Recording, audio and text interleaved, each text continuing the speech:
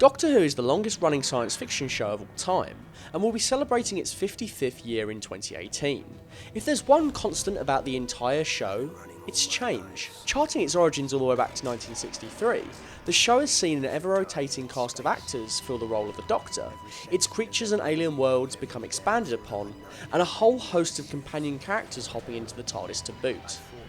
It's endured for so long because of the show's organic ability to reinvent itself every few years, yet also for the reverence it holds for everything that comes before it, with every single episode featuring at least one reference to an older piece of canon for die-hard fans to notice. With the 60th anniversary not far off, and a fresh team of faces both in front of and behind the camera, it seems the show is set to continue for many years into the future. But should it?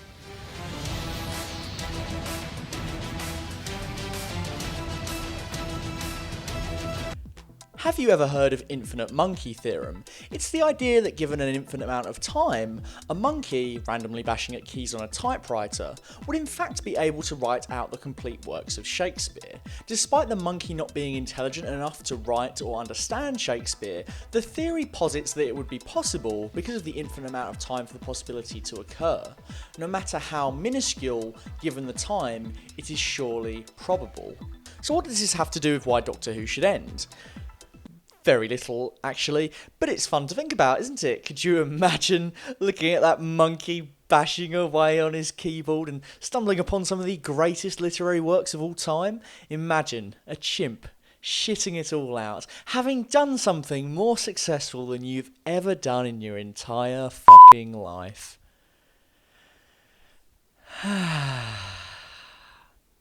But let's think about the idea of infinite storytelling, a narrative that has no end in sight, partly because the creators behind such a narrative can't allow the property to end. Can't or won't?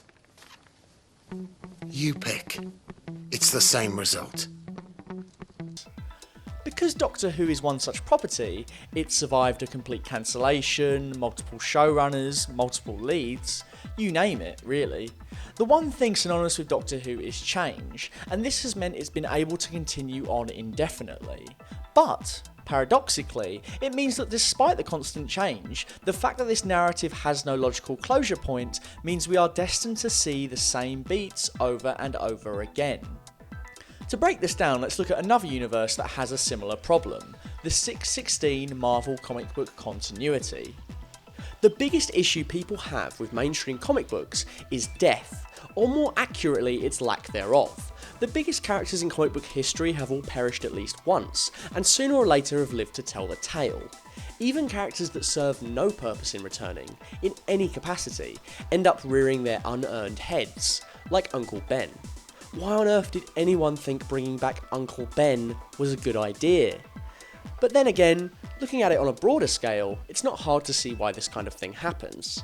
A writer will surely want to tell a story that is compelling, with stakes as well realised as possible. This will always lead to some sort of seemingly lasting consequence being the outcome of said story. So say we take a character like Wolverine and kill him off. That's a pretty big emotional fallout for the X-Men, his rogues gallery, old lovers, and just about anyone else that's crossed paths with him in his 50-year history. But then of course, that means that this character will have to go away. Permanently. Which is always going to be a problem when the story isn't. Even when that writer ends their run on a story, the narrative as a whole will continue, with a new writer. And that new writer will be forced to come up with more and more ways to avoid that Wolverine problem, until eventually resetting the status quo is the most viable option. Because fan demand is a tricky thing, we want things we know we shouldn't really get, and are often never satisfied in some small way by the result. Yet we clamour for more and more material.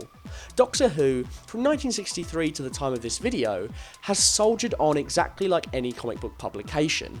Because Doctor Who simply doesn't have any sort of end goal, it follows this exact model of infinite storytelling, and brings to bear the exact same issues. A lot of people complained when Gallifrey was eventually restored in 2013's Day of the Doctor. It was a move that took the previous 8 years of character development and flipped the switch back the other way. But truly, what else were Moffat and the team behind the show meant to do? Gallifrey is as much a core component of the show as, say, Wolverine is to the X-Men. Sooner or later, not having either around is going to become stagnant in of itself, and will need a refreshing change to remain interesting. Bringing back Gallifrey works for very much the same principles as destroying it did in the first place. We see this across the show in several instances. How many times has the Doctor become lonely, or shut the door on a companion only to become reinvigorated by a spunky new one? I must obey. Alone? Yes. On your own?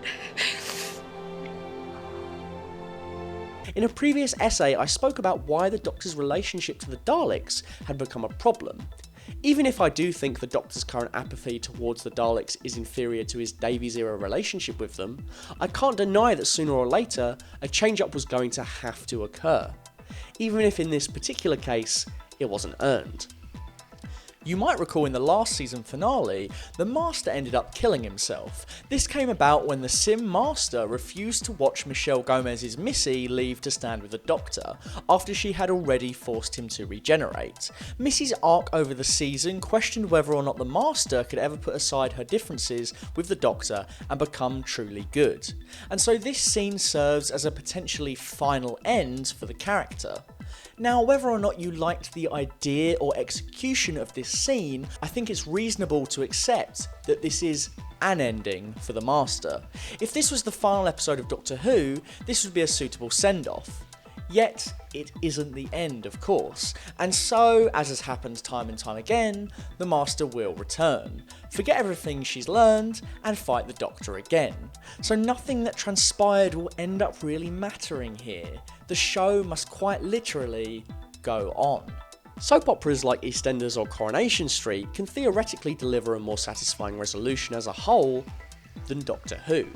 Even though these series, like Who, don't have an end goal in mind, the characters that inhabit these microcosms of TV are always finite, and their stories can have definitive endings that satisfy audiences. Doctor Who is far too specific to do this. The show and the character are one. The Doctor and the TARDIS could never be replaced by another lead character, so the only option is to continue on. This means that the Doctor's credibility as a character will only become more and more thinned out, with inorganic retcons along the way to make sure the behemoth that is 50 plus years of continuity can continue. Remember how awkward and maligned the issue of finite regenerations was handled? The show established all the way back during The Deadly Assassin in 1976 that the Time Lord can regenerate 12 times for a total of 13 incarnations. This of course wasn't an issue when the limit was imposed, but later down the line when it became apparent that there really would have to be a get out, to let the show continue past these 13 incarnations, a lazy plot point was worked in to give him a whole new set. Or possibly many more. As the Doctor notes in Kill the Moon, maybe he'll just keep on regenerating. But what does this really add to the show, other than drip feeding fans the comfort that the BBC know how to flog a dead horse and milk a plentiful cash cow when they see one? Milky. If we glance at something like the Marvel Cinematic Universe, it's clear that despite overwhelming us with movie after movie every year, the creators are smart enough to know that the comic book model of infinite storytelling isn't satisfying, and have been very clear from the get-go that the franchise has all been leading to an adaptation of the Infinity Gauntlet story arc. Doctor Who has never had anything remotely resembling a final destination in mind. If you disagree with me, ask yourself, what one thing do you think the Doctor needs as a character to become whole or content? At what point would an event happen to the Doctor, either warranted or unwarranted, that would mean you wouldn't need to see that character ever again? If you look at something like Star Wars, it's clear that Anakin's redemption, specifically in the eyes of his children, is the driving force that will complete his arc. We don't need to see Darth Vader ever again post Return of the Jedi. The story is satisfying because it is finite.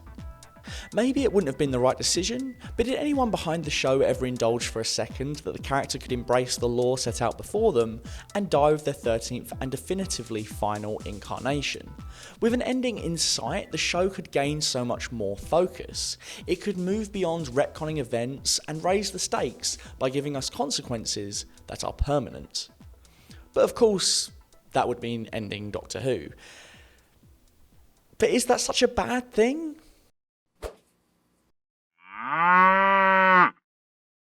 If you'd like to see more from Full Fat Videos, please check out our channel, and why not check out our Facebook and Instagram pages for all the latest updates. Until next week, stay milky.